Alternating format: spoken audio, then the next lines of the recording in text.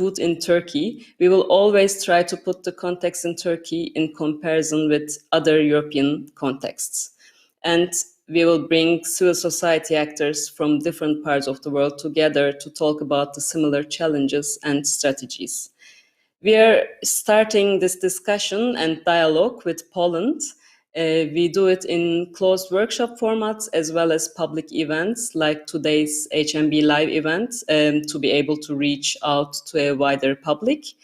We are having our initial 2 HMB Live events going under the title Local Struggles Transnational Strategies, Experiences from Poland and Turkey. In today's event, we are together with 2 feminists from both countries to talk mainly about the gender policies and the women struggling against it in crowds, not only on the streets, but also in other ways. I'm excited to introduce you to our today's guests. From Turkey, we have Selime Büyükgöze joining us. She has been a volunteer at the Mor Çatı Women's Shelter Foundation since 2011. It's a feminist organization working within the field of violence against women. She has been active within feminist movement since many years, and currently we are also both active with Selime at the feminist online webpage Çatlak Zemin. And from Poland, we have Kamila Ferenc with us. Kamila is a lawyer at the Federation for Women and Family Planning, as well as at the Foundation Against Rape Culture. She is also an engaged feminist, mainly concentrating on sexual and reproductive health and rights, combating gender-based violence and discrimination. Thank you both for joining us today. And let me start off with Selime. Selime, why and how did the debate around Istanbul Convention start in Turkey? Turkey was among the first signatories of the convention. Were you expecting such a political move from the Turkish government? The convention has been on the target of far-right extremist groups since its ratification, actually. Simply they oppose to anything that would dismantle traditional gender roles and empower women. What's new here is these extremist ideas are now supported by the government. Was I expecting this? I mean, despite all this backlash, there's something in me keeps saying, no way, not this one. But yet, actually, it was on the way, especially for the last few years. Attacks on the vested rights of women have been accelerating. And also there were rumors about it, that Istanbul Convention would be on debate. So we knew that it would come sooner or later. Kamila, we know that Polish government wants to write the Warsaw Convention. As the title itself, Istanbul makes it foreign. The oppositional discourse evolves around this convention not being compatible with national values. This is not surprising, though, because nationalism is a crucial component of the right-wing populist governments in both countries. What are the quote-unquote Polish values that Istanbul Convention is not compatible with? Mm-hmm. Of course, it's crucial to underline that the Istanbul Convention is not against any traditional or Polish values, and these are only appearances. But this kind of propaganda or narration is aimed at making this Istanbul Convention not being implemented. But what they really say in this narration, that the convention attacks the traditional family, that it separates members of this family, that it takes the power, the authority from the parents over their children, that it ruins Polish families. But this is of course not true. The convention is a tool to protect families, to make them safe and happy, because the family, when there is violence, it cannot be happy easily. So the convention needs to protect members of those families and let them be real, happy families, not those bond only with this violence link. And another factor that offense from the Istanbul Convention is the gender. Those who are against the convention also create the anti-gender narration, and of course, gender is translated far away from the scientific and its real meaning.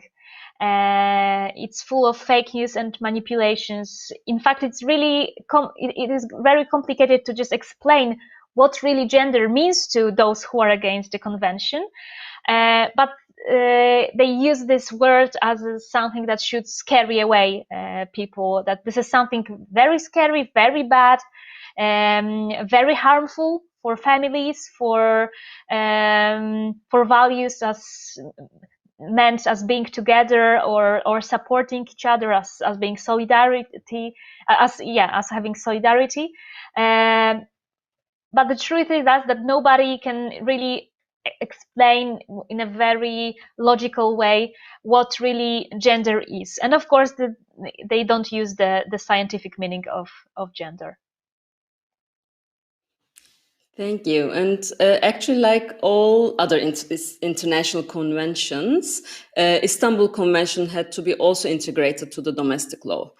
And in the case of Turkey, this 6284 law to protect family and prevent violence against women is the name of the law enacted with this purpose. So we can actually say the government adopted the convention with a law to quote unquote protect family. And the same convention is now argued to threaten Turkish family structure. So in the case of Turkey as well. So what's the reason, Selime, behind this discursive contradiction? What were the main arguments of the feminist and women's movement against this government discourse?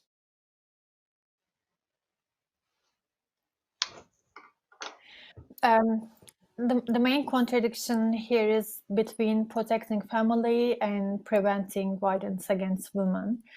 We know that they never go hand. The basic principle of preventing and combating violence against women is recognizing that, as it's also emphasized in the Istanbul Convention, it's a manifestation of historically unequal power relations between women and men. And the family is the core institution in which these unequal relationships are reproduced. So it was impossible from the beginning. They thought they could stop violence as it is kind of a disease, always rejected its roots and never mentioned gender equality. Convention is ratified and a new law is enacted, as you mentioned, but at the same time, family-oriented social policies are imposed. The dream was the law could stop violence, to pursue happy families, to decrease divorces. For obvious reasons, it didn't work out. Now they address these legal mechanisms as if they are the source of destruction. They come up with false claims like these legal mechanisms are causing more violence. And now they change the subject and talk about Turkish family structure because I think it's easier than admitting that they do not choose to demonstrate political will to prevent violence against women, and they don't choose to empower women. So pro-family discourse saves the day. For feminists and women's movements, actually, I think I can summarize it into two different arguments. Some argue that convention does not threaten Turkish family structure, but violence does. But others prefer to expose what family is in this discourse. We all know that family structure referred here. In this structure, women are oppressed by men, and that's what they want to they just what they actually demand.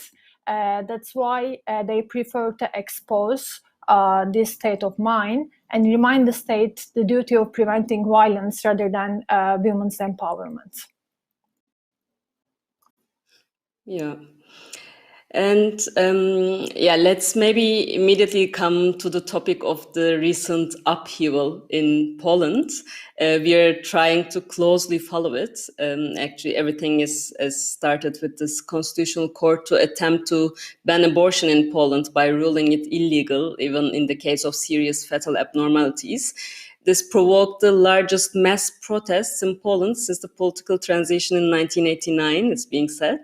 And then, as a reaction, Poland's right-wing government has delayed the implementation of this controversial court ruling. This was quite an important political achievement, but I would like to ask Kamila, like, it was also argued that this was an achievement, but it happened at the cost of rule of law. What's your assessment about it? How was the reaction of women's group protesting?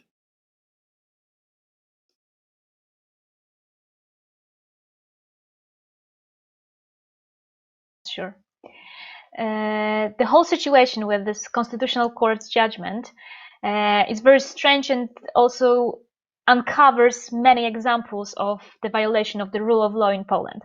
First of all, the constitutional court itself is considered as very dependent on the government, very connected to it, and many judges were appointed in a wrongful procedure, and they were active politicians, not far away from now. Lately, and now they should be independent judges. It's very difficult to achieve, to be honest. But there are many formal accusations towards the Constitutional Tribunal right now, concerning the procedure of appointing judges, but also the way they are examining the cases. And one of such examples of such mis-procedural aspects is the case of ban on abortion, when the Constitutional Tribunal just went outside its role, because the Constitutional Court should be negative legislator, and in this judgment, the tribunal went too far and changed, in fact, the rules of criminal responsibility in the criminal code, which should be the task for the parliament. Of course, I mean the penalties for undergoing abortion by physicians and other people. So the whole case with abortion ban in Constitutional Tribunal is one of many examples of instrumentalization the law and violation of the rule of law, when the government uses the Constitutional Court as a tool against the women in Poland, and in fact orders have the political order for a specific judgment, because we have no doubt that the Constitutional Court did what the government wanted it to do. And it all ended up in violation of women's rights. And what is more, it all happened in the middle of pandemic situation in Poland. And those who are protesting right now in the streets in Poland are aware of that the Constitutional Court is not independent. It's not a real court. You cannot rely on its independence and honesty. It's all about the government's will and all those bad consequences that come from the Constitutional Court judgments, that women will be forced to go abroad for abortion in a very dramatic situation of fetus abnormalities. This all happened during the even though more difficult times, which are pandemic times. And this made all the women and also men, although protesters, very angry and made them go to the street. It's of course not only the legal tools, but governments can have an impact on the execution of these rules and like this rights, because in Turkey as well, abortion rights and the execution of this right is actually also a topic. And it started to be a topic in 2012. Then Prime Minister Erdogan stated his stance on abortion by saying that, to me, abortion is a murder. As a reference to an incident in which 34 Kurdish civilians were killed by Turkish military in an airstrike in Uludere, he said, every abortion is like Uludere. So in line with his comments, Health Minister proposed a change in the abortion law, and all these also triggered huge protests of women's groups in Turkey. The protests back then had also led to a political achievement, actually, and there was no change on abortion right in legal terms, but it led to a practical loss of the right. Selime, can you please tell us a little bit about this recent situation of the execution of this right by women in Turkey, and how should we assess the quote-unquote political achievements under recent circumstances?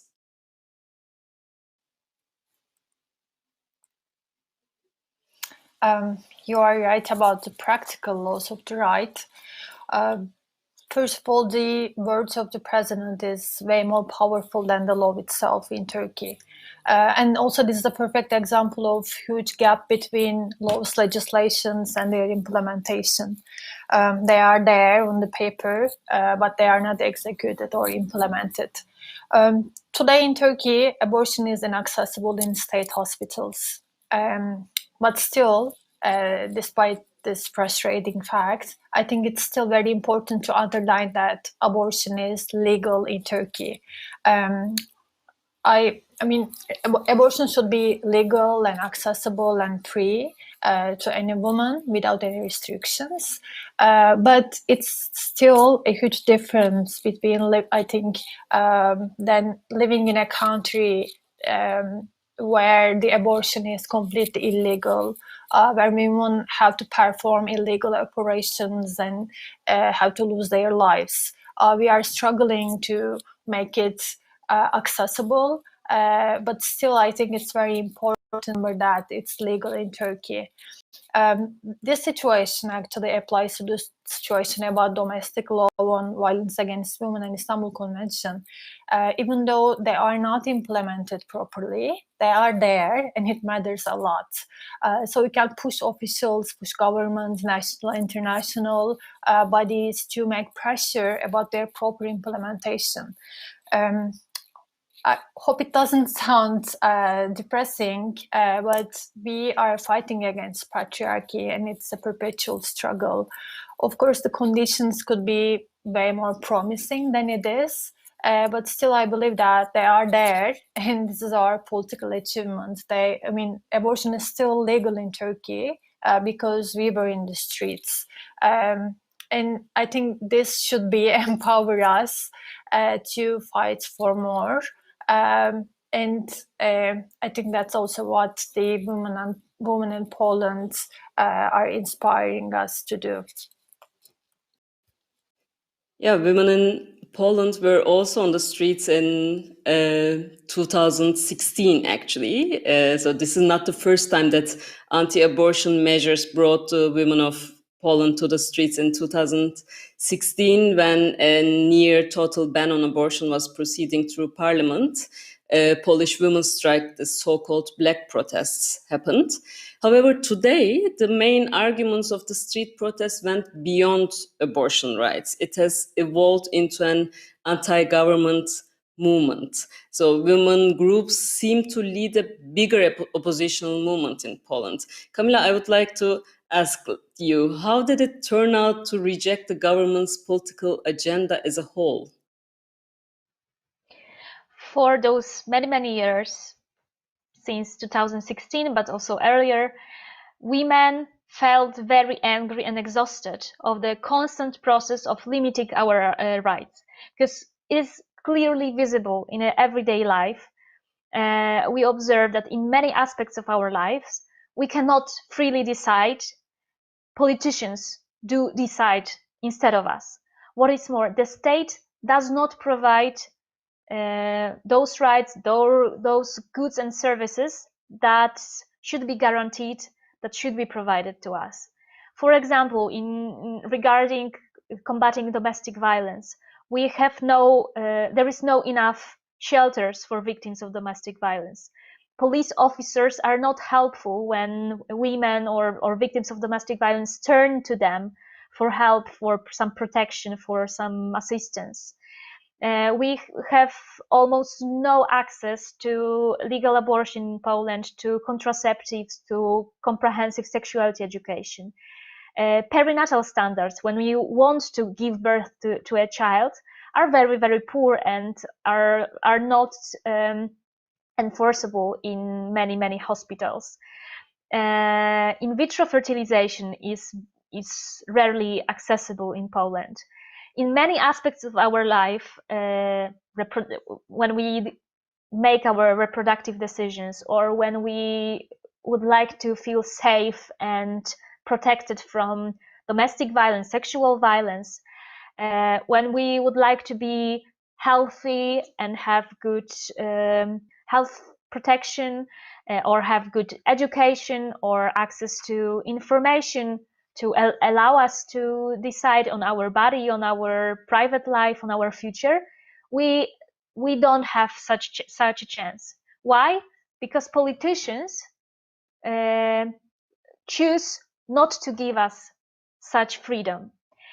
And adding to this, the situation with pandemic, with COVID, and the way the state doesn't manage to protect us, to organize the health protection system, the way that there are no enough beds in hospitals. We cannot feel safe once we get ill with COVID.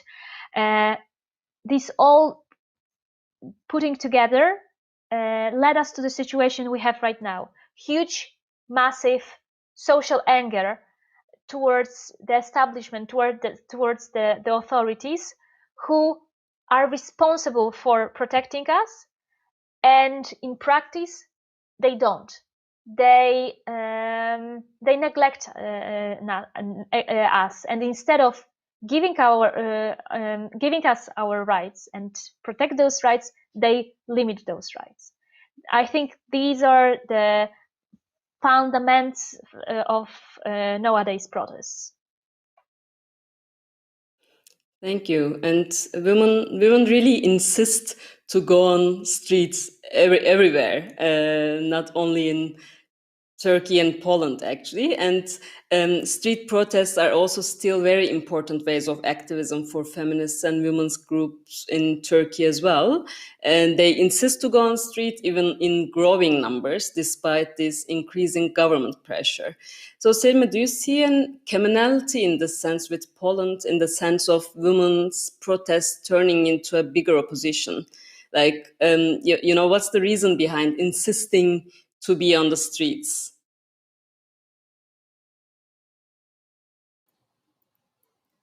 I think in Turkey it started with the Gezi uprising just after, it was in 2013.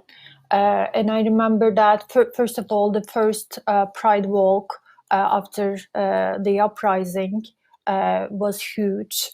It was really very crowded. There were thousands of people. And in the march, the Feminist Night March was very crowded again. And in the following years, many more women joined, and we started seeing a really huge picture.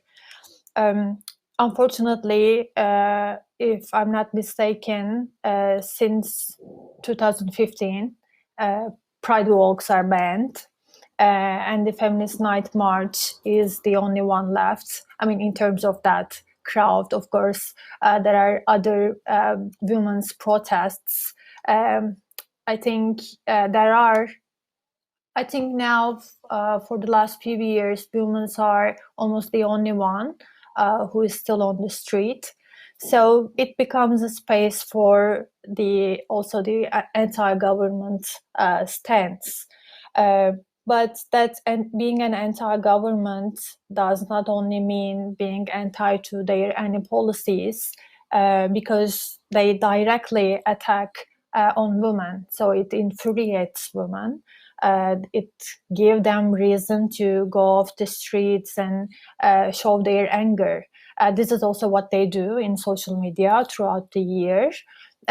It's actually different from how it used to be. They are not organized usually in any women's group or feminist groups, but they are there on the streets to show their anger, and as they are showing it in the social media. Within this, the COVID situation, still women are on the street. Of course, it changes the way you are in the street. But I believe that the feminist and LGBT movement's capability to fit into different situations, their resilient character will find out new ways of being on the street. It doesn't have to be the conventional ways, but I'm sure that we'll come up with new ways of invading the streets or gathering in many new places and showing our anger and demanding what needs to be said. This would definitely lead me to my next question. But before that, I want to remind also our audience that they can also raise their questions to our speakers through the YouTube channels. And this question of mine is to both of you, actually, and it would refer to the title of our event. As women are fighting against patriarchy with the crowds.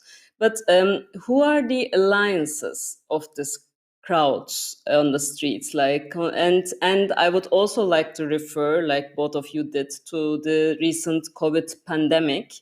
When we consider this long-term effects of the COVID, do you anticipate any radical change for the term of the crowd in terms of political mobilization and street mobilization? I know, Selime, that you somehow started to reflect on it, but I would like to still ask you one more time, like, how would you assess, what would be your assessments? Let's maybe start with Kamila, and then Selime, please, you go ahead. I have a very huge hope for a change, for a radical change, because there happened a lot in Poland, and it's been happening for many years. With all those rights violations, women's rights violation, LGBT rights violation, this negligence in fulfilling the state's obligations, especially in health protection field. So I'm not surprised that the crowds are so desperate and determined to change something, to first of all give the manifestations of this anger and opposition to the oppression, the state's oppression, I must say, that was visible for many years, but also with a strong declaration for a change.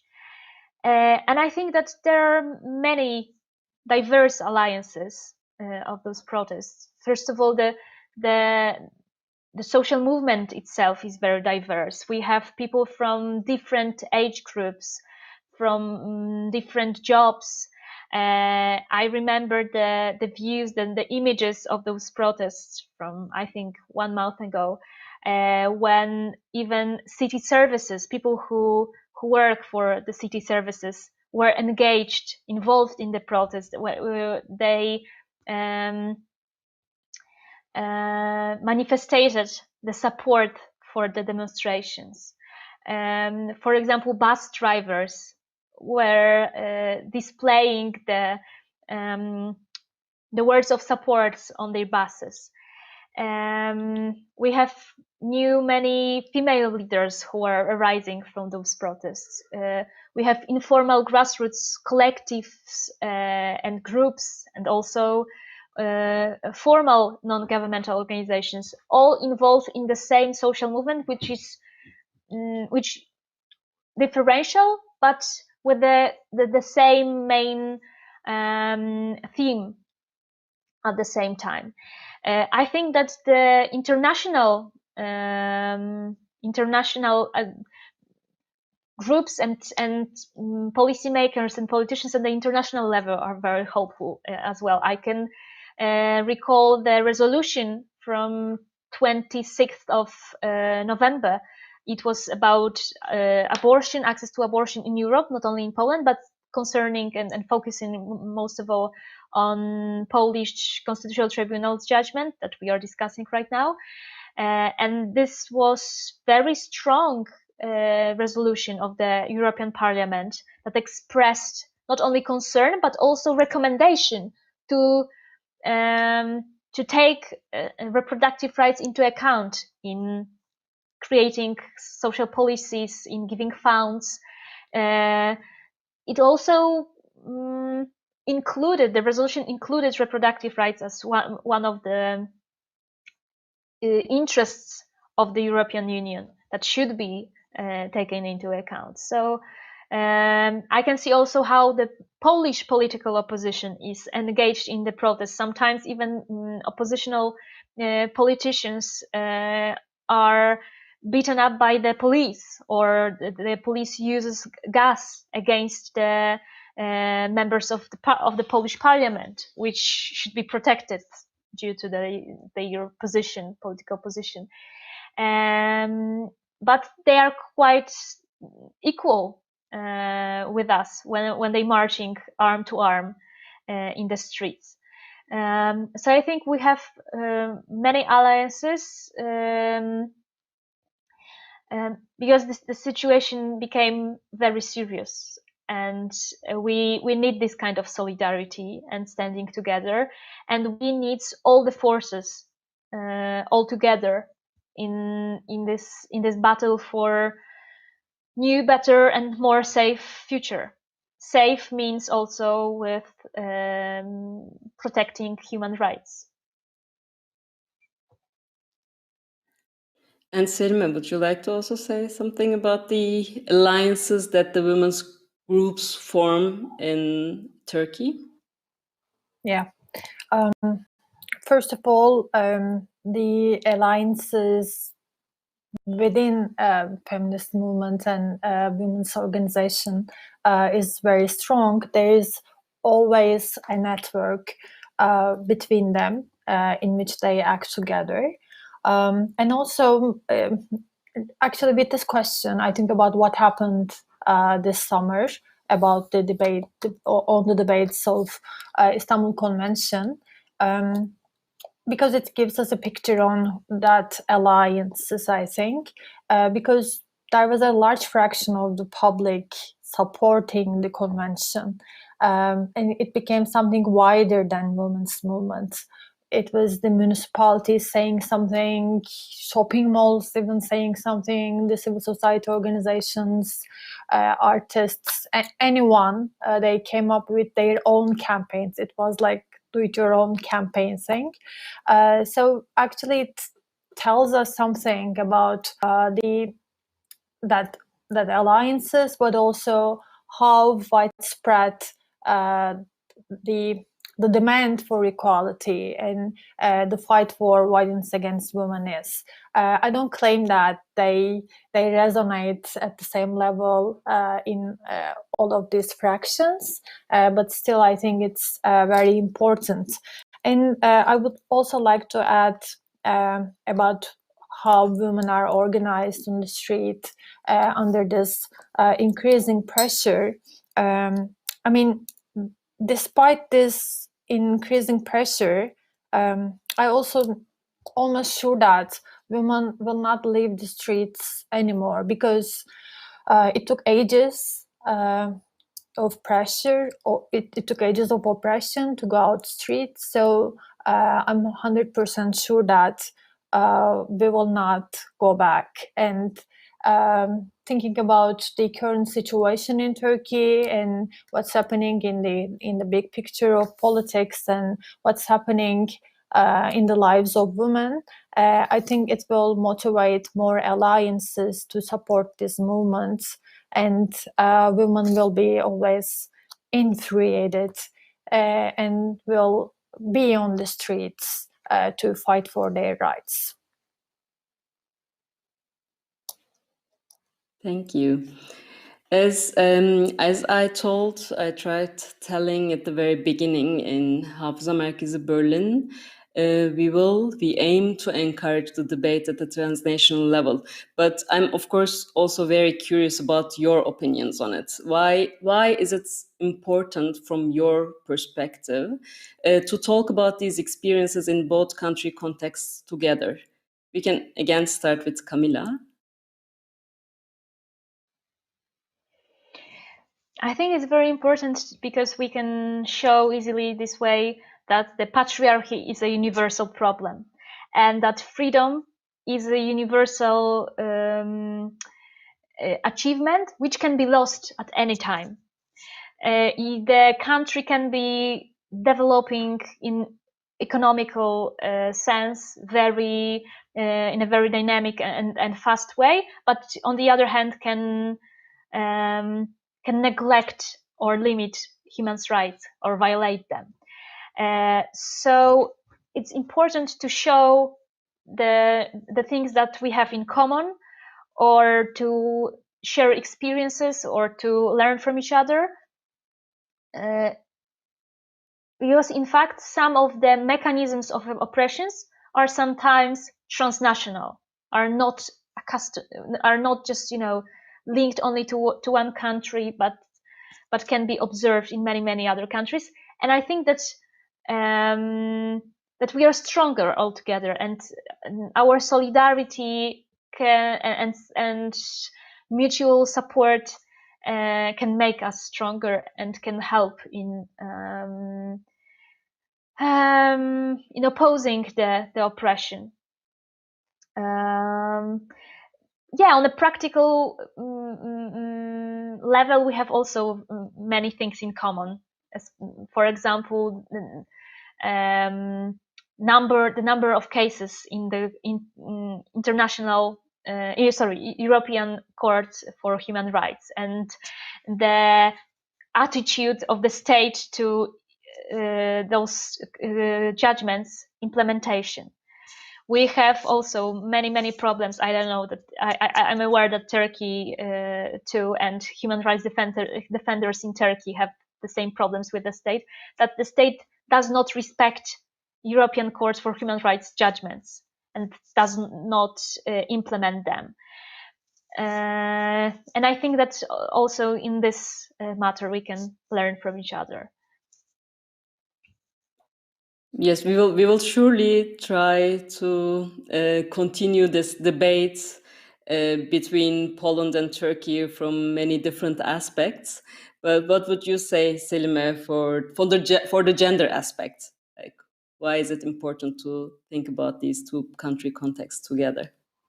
Mm-hmm. First of all, it's very interesting to see that how all the anti-gender discourse are completely the same. I mean, it's not just interesting that they are telling the same thing. It's what they are telling, and how come they would come up with the same things, because they all say that the convention the convention is against the values of the state. So we see that, there's a Muslim country for the Turkish case. So they talk about the Muslim values, they talk about Turkish values. And what they refer to is exactly the same when they say the Christian values and the Polish values. So it exposes, when you look at these different examples, it exposes how actually they are just only about it's it's all the hatred towards women. It's all about that. And also the strengthening the networks and strengthening the solidarity between women's organization is so empowering for us as we struggle in many levels. It might be on the streets, it might be like on the parliament, whatever our position is. It's very empowering to know that we are supporting each other. For example, as for Mercator, we are a member of an international network, WAVE, Women Violence Against Women Against Violence Europe. And they came up with a solidarity statement with the women in Poland and women in Turkey and also women in Hungary. You know that the list is longer every day.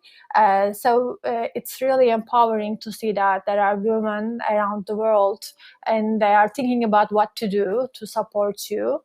And they sometimes come up with the solutions. They offer support in many ways.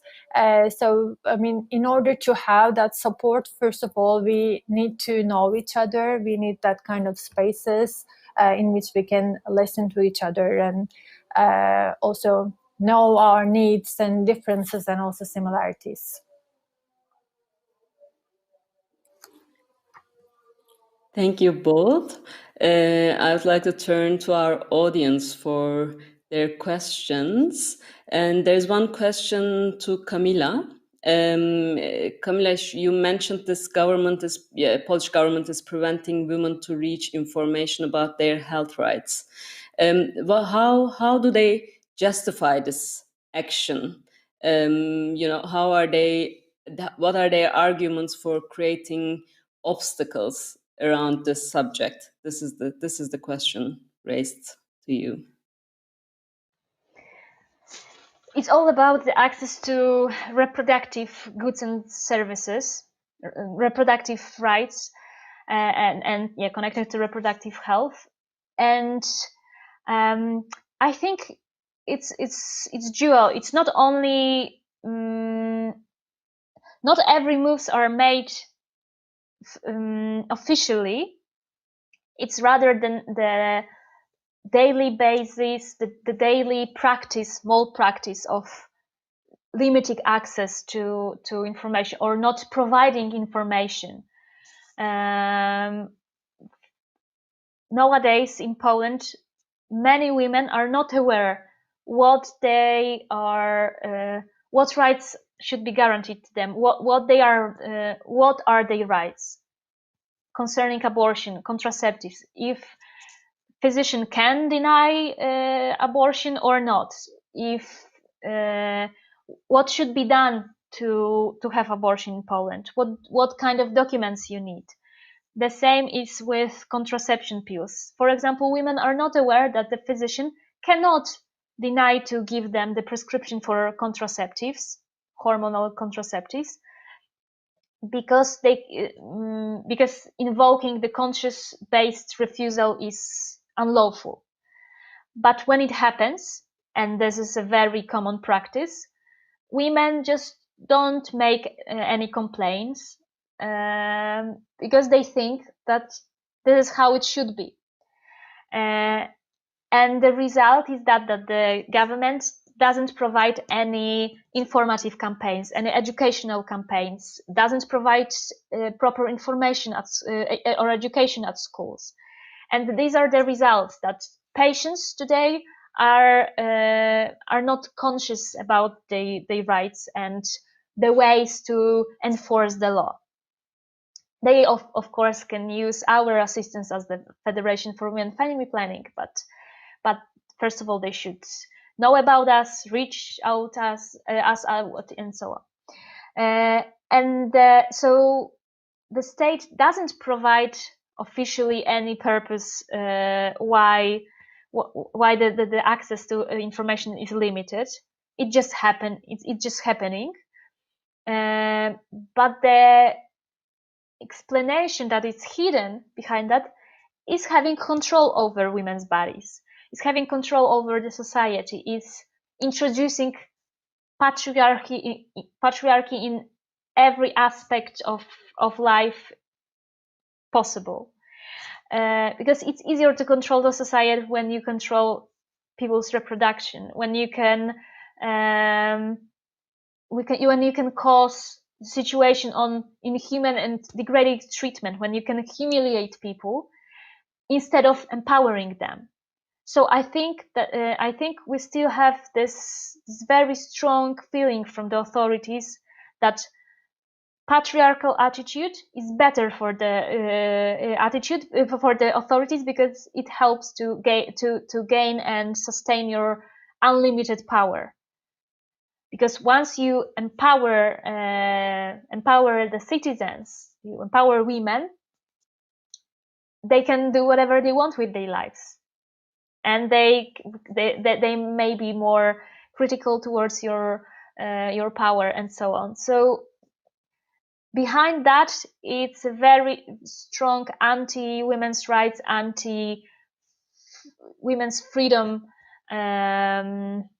narration and vision of the society. But when it comes to the official terms, then of course the government declares and writes down in the reports which are sent to, for example, UN treaty bodies or Committee of Ministers of the Council of Europe, or to the Grevio Committee, that everything is fine, that Poland guarantees their citizens every medical service possible, that we have splendid medical services, and so on and so on. But the truth, the sad truth of daily of nowadays life is different. But yeah, and that's the role of the non-governmental organizations, to just show the truth of how we are deprived of many things that in Western Europe, for example, are just normal standards. There is a question raised for both of you. The question is, what do you think is the role of emotions in organizing protests? Why do some protest movements slowly die down? And do protesters in those cases lose their passion or motivation? Selime, would you like to go ahead?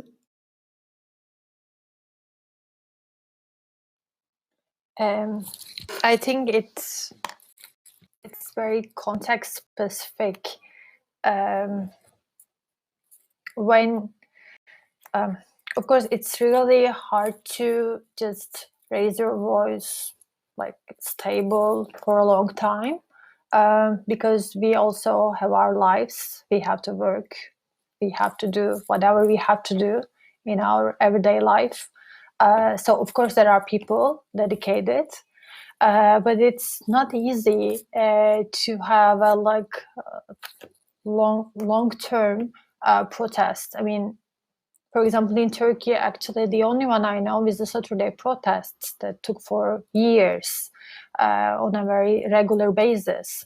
When I think about the feminist protests, we don't have that much protests anymore, actually. We have some important days, Feminist Night March, and we have the 25th November protests. And when something happens, as in the Istanbul Convention, we take the streets.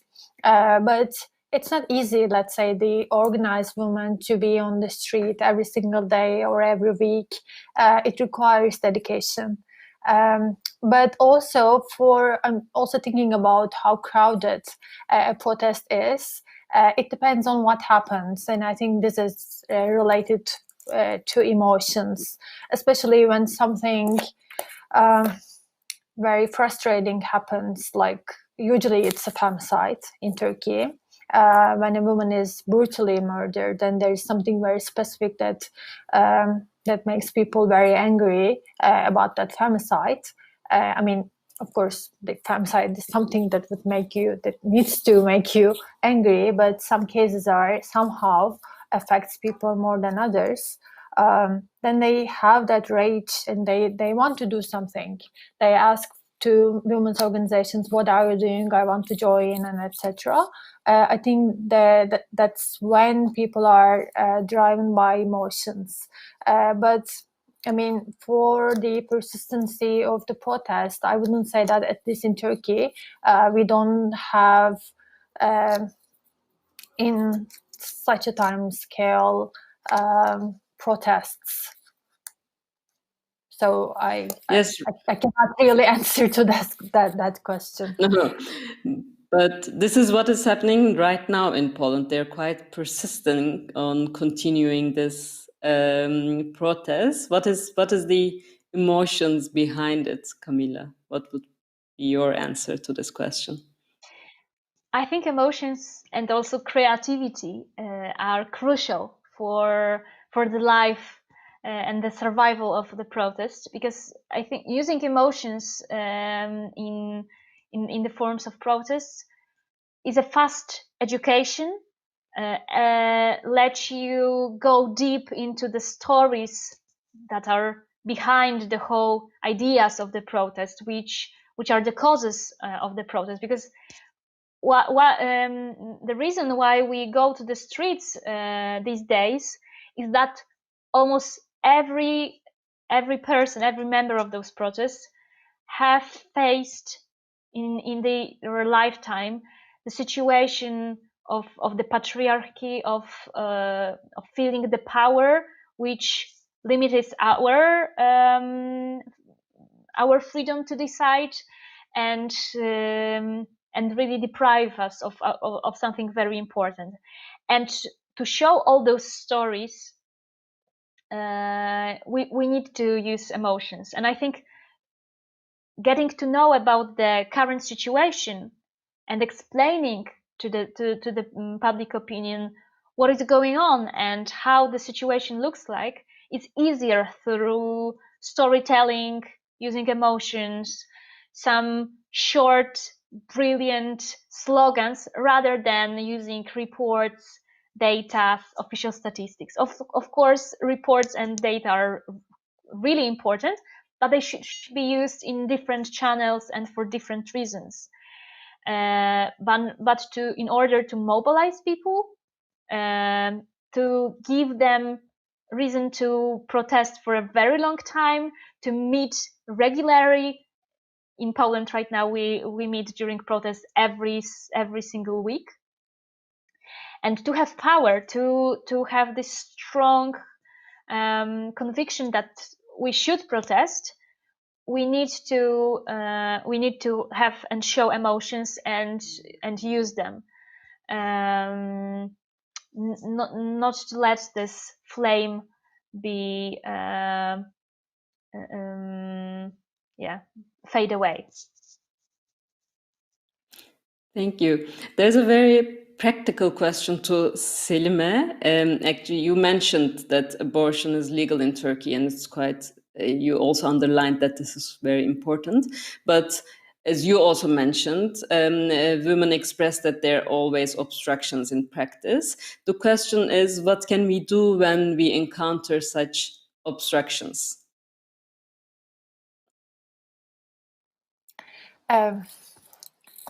First of all, I mean, there are many things to do, but we should, I think, first understand why women usually cannot or will not push hospitals to for them to make them perform abortions. Imagine that I am 7 weeks pregnant. I go to a state hospital. I demand to have an abortion, and they tell me, no, you can't. They simply say that, no, we don't perform abortion. Or the second option is probably they will just make you wait so that the weeks will pass and you will just miss the 10 weeks deadline. So you are in such a situation, and your priority is terminating the pregnancy.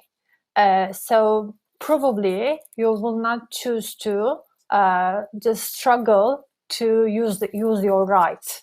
but rather try to find money to go to a private hospital. That's actually why we don't have many evidence. That's the state's expression on the obstacles on abortion. When we say that, because women cannot access to abortion, the Ministry of Health says that you are making it up. It's a matter between the patient and the doctor. So you cannot just make a research about it, calling them and asking them whether you perform abortion in this hospital or not. But there are really just few files against hospitals and the ministry, because women are busy with just terminating the pregnancy, and understandably it's a stressing situation. So there are few evidences. Actually, this year, I think, a woman from an eastern city in Turkey tried to terminate pregnancy in a state hospital, and they refused her. But she was so persistent, and she wanted to use her right in the state hospital. So she decided to fight. And also, to her advantage, she had a supporting husband and a supporting daughter. So she pushed the hospital. She talked to the head doctor at the hospital. She called us to Mercator. So we also called the Doctors Association, and also they pushed the hospital. So a lot of people just struggle very hard to make that woman access to abortion. So this is not an easy process, but sometimes when you make fuss, it depends on the hospital, it depends on who that doctors are, it depends on who the head doctor in that hospital. You might get you might get access to abortion in that hospital. Or it's really important to have an evidence, a written statement that they refuse to perform abortion. But it's also not easy. That's actually what is very hard in Turkey, when you just try to talk about what's not being executed or implemented. It's really very hard to find evidences, because the state is so professional about leaving no traces at all. It's the same story when you go to a police station and they refuse to do their duties. They don't just write anything at all. They just don't do anything, and you are there for hours trying to get access to your rights. And then it's just very discouraging, and you just give up. That's I think the main challenge for all the activists and all women actually in Turkey. Exactly. There's a question for Kamila about this recent protests, actually. What are the divisions among women in the recent protests? She's asking the class, urban, rural, generational differences. How do these people shape the demands and organization of protests in Poland right now?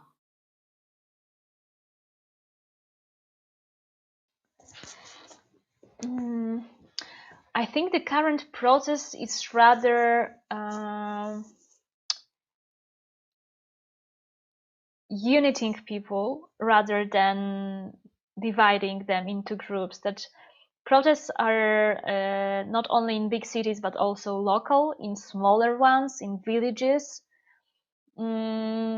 That people from different age groups, work groups, rural or urban areas, they are in the same position. They are quite equal in being deprived of the right to have an abortion in Poland.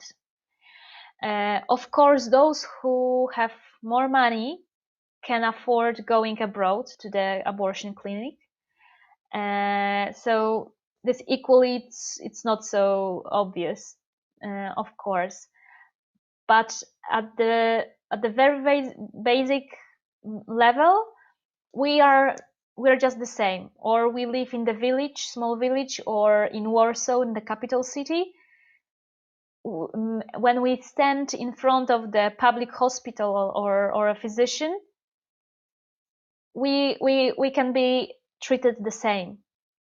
We can hear the same refusal.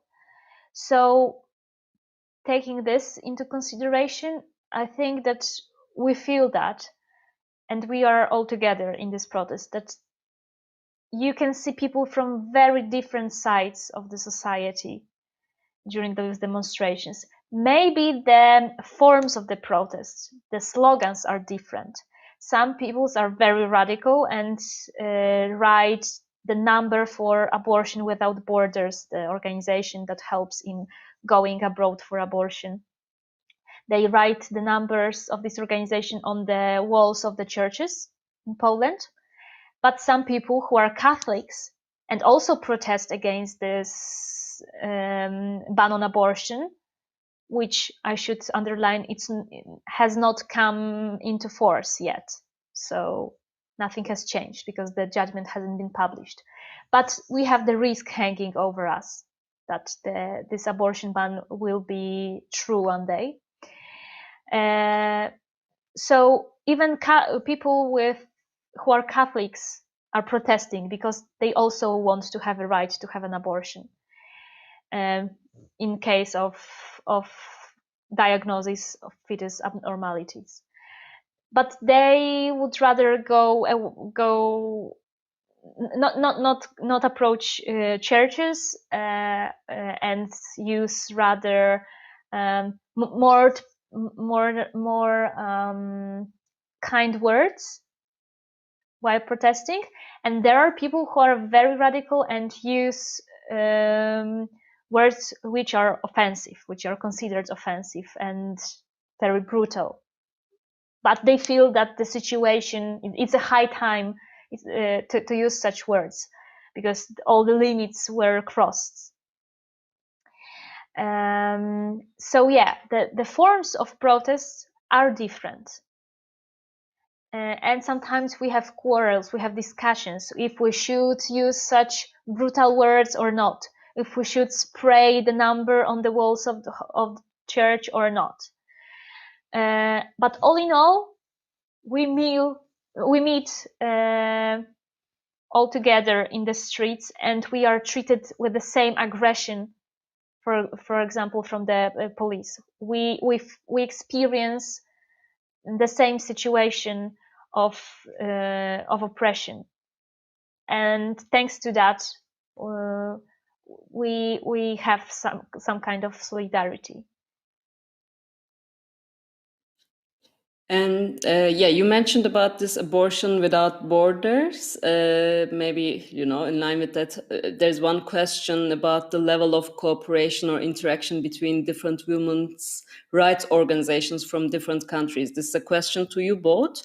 Are there a certain level of connection between these different women's rights organizations from different countries? Or at least to the extent that you yourself cooperate. Yes, Kamila. Of course, we closely cooperate with other organizations, from organizations with other countries. Some organizations help Polish women to cover the cost of abortion abroad. One of the internet websites that sell abortion pills declared that the pills will be for free. This Women on Web website, that the abortion pills will be free of charge for those women from Poland who have the diagnosis of fetus impairment and cannot obtain abortion in Poland. Then they can order abortion pills from Women on Web for free. Another example is this organization, Abortion Without Borders, which is founded by Abortion Support Network, which give funds to cover the costs of abortion in abortion clinics, which can be obtained by Polish women. Another type of cooperation is yes, in fact, I don't have any other examples. But sure, yes, we have the cooperation which lasts for years right now, and we of course share experience. But to be honest, those organizations who are from the Western Europe have no problem or almost no problems with access to abortion and can support us as somebody who is in poorer situation. But we are very grateful for this help. Oh yes, I wanted to mention that many countries, Scandinavian countries, have lately declared that they are going to change their law, to amend the national law in order to let Polish women have abortion in Denmark, Sweden, Finland, or Norway, I guess, for free. Or sorry, Iceland. Iceland too. So this is a big deal. It's a great success if it will happen. And we are right now working on creating supportive groups in those countries. Once the law will be amended and Polish women will have the chance to have abortion for free in Denmark or Iceland, it will be nice to have a group of support who would help with translation, accommodation, transportation, and so on, like it is right now in Germany, Austria, or the Czech Republic. We have small Polish-speaking collectives in those countries who are called Auntie Czesia or Auntie Basia. To memorize the collective Jane in the US, and those groups are ready to help Polish women who come to Germany, for instance, to have an abortion. For example, they give the couch to sleep on, or they help with filing the documentation in foreign language. And we would like to create the same in those Scandinavian countries. So yes, these are many different forms of cooperation, which is crucial and which is very, very useful and helpful. And we can see it on different levels, on a very practical level of assistance, but also on the level of expressing solidarity, support, and being together in this experience. Very difficult for us in Poland right now. For the Turkish case, the case of Turkey, Selime, what would you say about the level of this international cooperation and interaction with different women's rights organizations? I also start with the abortion. We also are in close contact with Women on Web, but unfortunately, the website is now blocked in Turkey. It's suspended after they attended to a podcast. The ministry just banned the website, but they just come up with different solutions to reach women. But as far as I know, the medical abortion is not widespread in Turkey. It's not a well-known method, so women are hesitant to use it. But other than this, especially for the transnational cases, we often collaborate. We ask for support, or the organizations in other countries ask for support for the case-specific situations. So it's actually, when something happens in relation to another country, it might be a woman, maybe like her family is there, or a woman from the woman is from that country, or maybe will head to that country, whatever the situation is. It's very supportive to know that you can always call a women's organization and they will support you. Actually, I haven't experienced any different situation before. It's always a strong solidarity among women's organizations. Thank you. And there are two last questions to you both, like one for each. Let me start with the one to Selime. The question is, do you think the protests is the best way to challenge the AKP government? What other tactics have feminists used during the AKP years, and which are the most effective ones?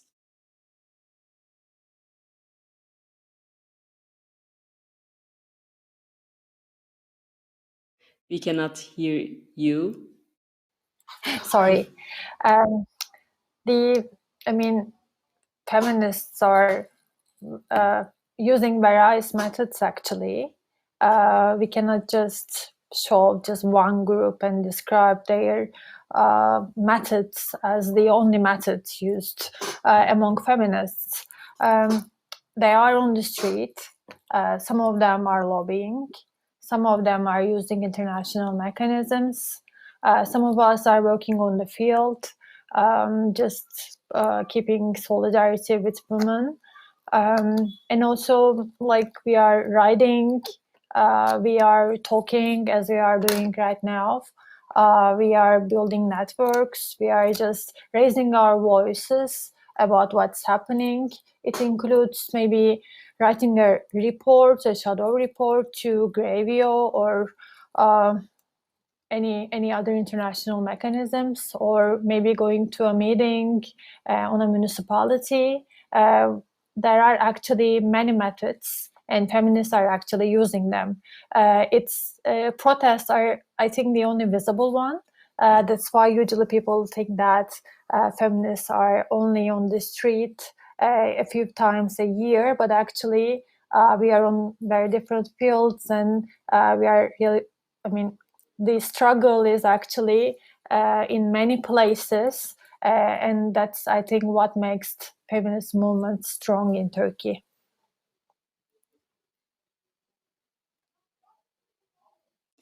Thank you.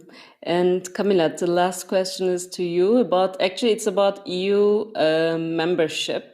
And this was also the question that we always had in mind while trying to put this Turkey into comparison with European Union countries, whether, to what extent this creates a difference in the experiences and the struggles around it. The question is, how EU is taking or going to take action against the human rights violations in Poland case. The main question is what I also said. Actually, can being an EU member make a difference in this case? It makes a difference to some extent, but this is not the fully useful instrument when it comes to human rights violations. I think that the European Union itself thinks that we have the Council of Europe instruments and mechanisms. We have the UN treaty bodies. They should deal with human rights violations. They should take care of it. We are for economy, for political deals, and so on. And I think that at this point, the European Union should redefine its role and its tasks and obligations, because the European Union should take care more of human rights, especially when it comes to domestic violence, LGBT rights, and reproductive rights. We have some kind of support, but this is rather symbolical and kind of declaration. These are not specific practical moves that could change something in the member countries. Of course, when we think about Article 7 procedure and the whole concept of the violation of the rule of law, we can try to include LGBT rights or women's rights in this, and show that violation of women's rights or LGBT rights is a part of the violation of the rule of law, or the courts in Poland, which will be recognizing the cases concerning access to abortion or LGBT rights, one day can be, or very soon can become not independent, and this is connected this way. But we need direct policies for human rights violations in Poland, in member states, and recommendation to do this in regard to reproductive rights, we can read in mentioned by me today resolution on 26th of November, resolution of European Parliament on abortion ban, which states that reproductive rights should be included into health protection policies made by European Union. So this shows the direction, the good direction, but more things should be done. I think that the whole situation with the rule of law and Article 7 procedure against Poland, it's not enough to provide us with full protection, to secure us and our rights. European Union should take more responsibility on monitoring human rights in member states. Right now, it is helpful to some extent when it, for example, enacts some resolutions or gives some declarations or release some statements, but on a daily basis, they're only a symbol and doesn't make a change to life of real people. So yeah, definitely we need more engagement and more practical moves from the side of European Union. So maybe it will, I don't know, give you some courage that being a member state makes little difference, but it should not be like that. European Union should take a stronger role in human rights protection. Thank you, Kamila. I would like to also thank you to our, to say thank you to our audience for their engagement and questions, and thank you Selime and Kamila for being with us today. It was particularly exciting for me to start HMB Live series with feminists, and by making the reference to growing struggle led by women all around the world. Let me also thank the broadcast team in the backstage that has ensured that we can run today's event so smoothly. I would also like to give a special thank, of course, to our beloved translators, as they made it possible this event also to be broadcasted in Turkish on Hafıza Merkezi's YouTube channel. As I said at the beginning, we organized this event with our sister organization in Istanbul, Hafıza Merkezi, and HMB Live event series will continue actually this Thursday with the topic of promise of justice and international law. At the same time, my colleague from Istanbul team, Özlem Zıngıl, will be moderating it. So we would be so happy if you all would tune in once more. Thank you all for watching us, and have a nice evening.